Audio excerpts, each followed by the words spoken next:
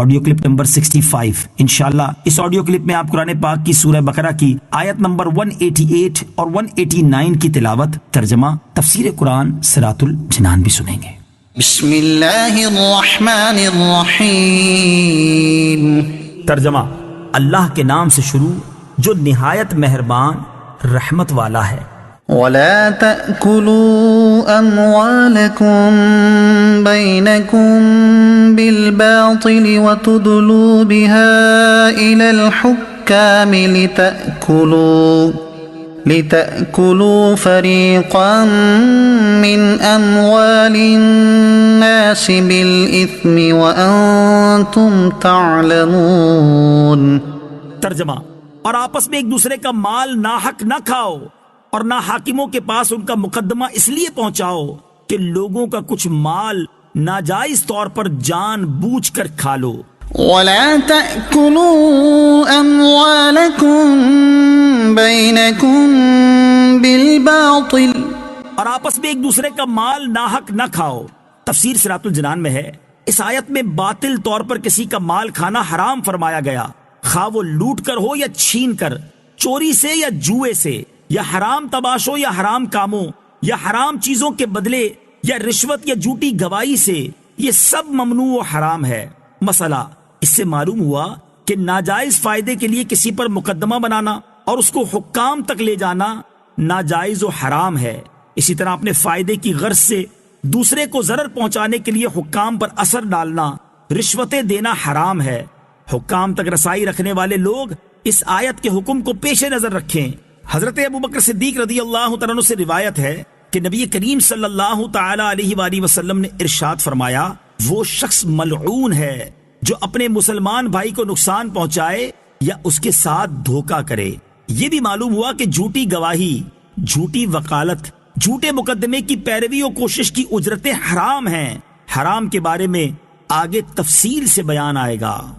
يسألونك عن الأهلة قل هي مواقيت للناس والحج وليس البر بأن تأتوا البيوت من ظهورها ولكن البر من اتقى وأتوا البيوت من أبوابها واتقوا الله لعلكم تفلحون۔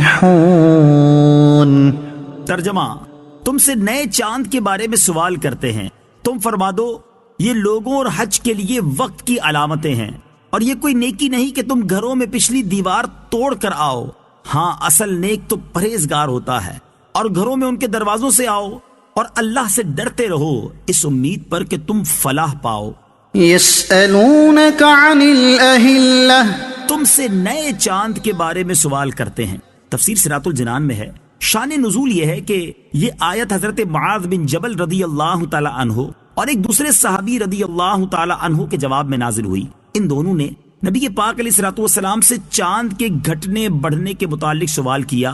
اس کے جواب میں چاند کے گھٹنے بڑھنے کے سبب کی بجائے اس کے فوائد بیان فرمائے کہ وہ وقت کی علامتیں ہیں، اور آدمیوں کے ہزارہا دینی دنیاوی کام اس سے متعلق ہیں۔ زراعت، تجارت، لین دین کے معاملات، روزے اور عید کے اوقات، عورتوں کی عدتیں، حیض کے ایام، حمل اور دودھ پلانے کی مدتیں اور دودھ چھڑانے کے وقت اور حج کے اوقات اس سے معلوم ہوتے ہیں، کیونکہ شروع میں جب چاند باریک ہوتا ہے تو دیکھنے والا جان لیتا ہے کہ ابتدائی تاریخیں ہیں، اور جب چاند پورا روشن ہوتا ہے تو معلوم ہو جاتا ہے کہ یہ مہینے کی درمیانی تاریخ ہے، اور جب چاند چھپ جاتا ہے تو معلوم ہوتا ہے کہ مہینہ ختم پر ہے۔ پھر مہینوں سے سال کا حساب ہوتا ہے۔